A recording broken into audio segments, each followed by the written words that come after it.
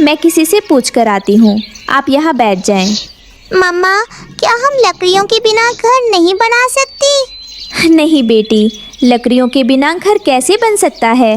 रानू चिड़िया अपनी बेटी को एक पेड़ के नीचे बैठाकर चली जाती है। रानू चिड़िया एक बूढ़ी फाख्ता के पास जाती है। माँ जी, मैं इस जंगल में नई आई हूँ। मुझे और मेरी बेटी को अपने लिए घर बनाना है। हमें घर बनाने के लिए सूखी लकड़ियाँ कहाँ से मिलेंगी? बेटी, ये जंगल हरा भरा है। इस जंगल में तो सूखी लकड़ियाँ नहीं हैं। आपको अगर घर बनाना है तो दूसरे जंगल से सूखी लकड़ियाँ लानी होंगी। मैं तो अकेली हूँ, मैं अकेली ये सब कैसे कर सकती हूँ?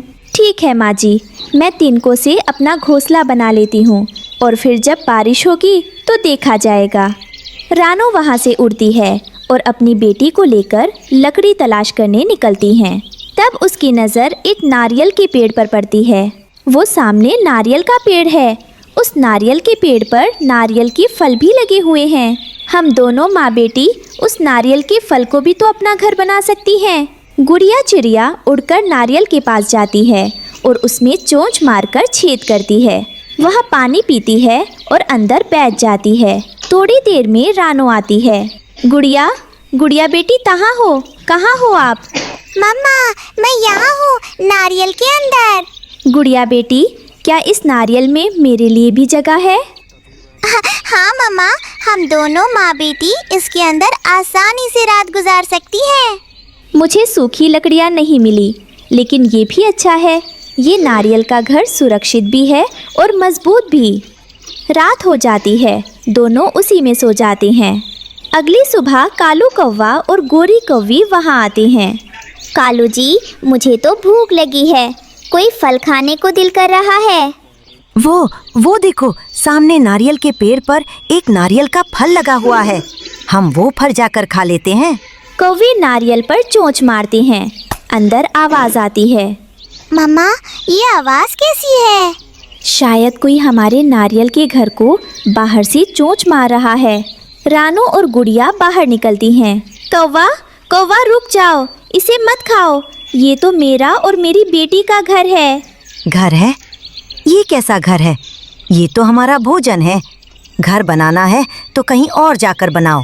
हम तो ये नारियल खाकर अपनी भूख मिटाएंगे।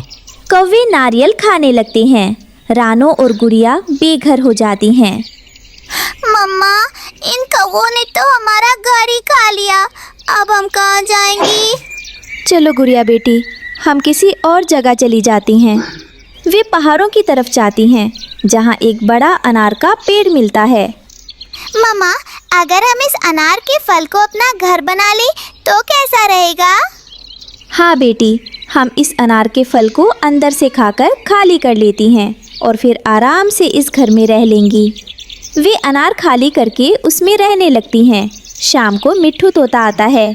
चिड़िया, चिड़िया, तुम इस अनार से बाहर निकल जाओ, मैं इसे खाने आया हूँ। तोते भैया, ये अनार का फल अब मेरा घर है, मैं अपना घर नहीं छोड़ सकती। अंकल तोते, हमने तो ये अनार का फल अंदर से पहले ही खा लिया है। मैं इसका रस नहीं बल्कि छिलका खाता हूँ। अब बाहर निकलो, ये जंगल के फल खाने के लिए हैं, घर बनाने के लिए नहीं। नहीं, हम नहीं निकलेंगे, तुम जाओ यहाँ से। मैं अभी कौवों को बुला कर लाता हूँ। तोता कौवों के पास जाता है। कौवे, कौवे, एक चिड़िया ने अनार के फल में अपना घर बना लिया है, उसे बाहर निकालो। मैं उस फल को खाना चाहता हूँ। वो चिड़िया कभी नारियल को घर बनाती है, कभी अनार को।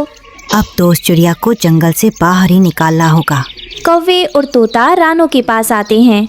चिड़िया, तू सीधे से अनार से बाहर आएगी या लगाऊं एक दो? कौवे, तुम मुझे कहीं भी रहने नहीं देते हो। मैं जहाँ भी घर बनाती हूँ तुम वहाँ ही आ जाते हो। अगर तुमने दोबारा किसी फल को घर बनाया तो हम तुम्हें जंगल से बाहर निकाल देंगे। डरकर रानू और गुड़िया बाहर निकल जाती हैं। तोता अनार खाने लगता है। रात में रानू और गुड़िया पेड़ के नीचे बैठी थी। मम्मा, सुबह क्या करना है? बेटी गुड़िया, सुबह हमें कुछ ऐसा घर बनाना है जिससे कौवों को कोई ऐतराज़ ना हो। हम दोनों माँ बेटी पत्तों से घर बनाएंगी। मम्मा, क्या पत्तों से घर बन जाएगा? हाँ, जब मैं छोटी थी तो मेरी माँ केले और